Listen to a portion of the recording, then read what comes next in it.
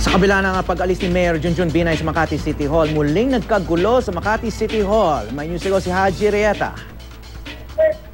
Yes, Howie, nagkagulo na naman dito sa labas ng Makati City Hall. Ito'y matapos nga hindi magkaintindihan yung mga polis at this time ay mga empleyado naman ng Makati City Hall.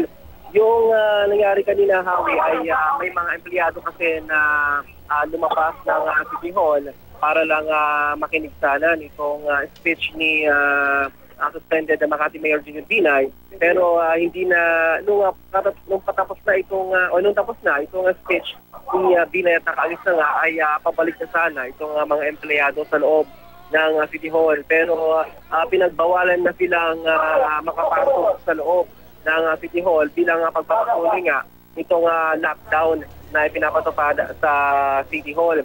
Si Superintendent Obong, siya yung ground commander ngayon dito, ay nakipag-dialogo sa mga empleyado ng Makati City Hall at nakiusap na sumunod muna sa pinapatupad na lockdown dahil hindi pa daw kasi clear yung kanilang natatanggap na mga information regarding sa threat ng seguridad dito sa City Hall.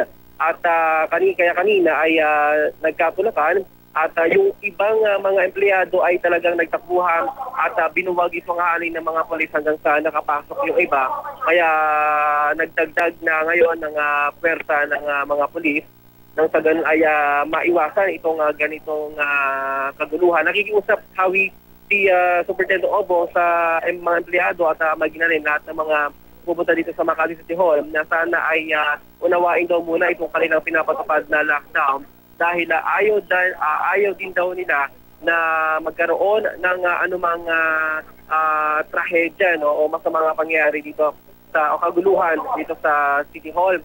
Pero yung mga empleyado ay na hindi matanggap itong pinapatupad ngayon dito dahil maraming mga trabaho o yung mga personal na belongings sila na naiwan sa loob ng City Hall ay hindi na makuha dahil nga pinapatupad itong lockdown na ito. Javi? Okay, maraming salamat, Haji Rieta.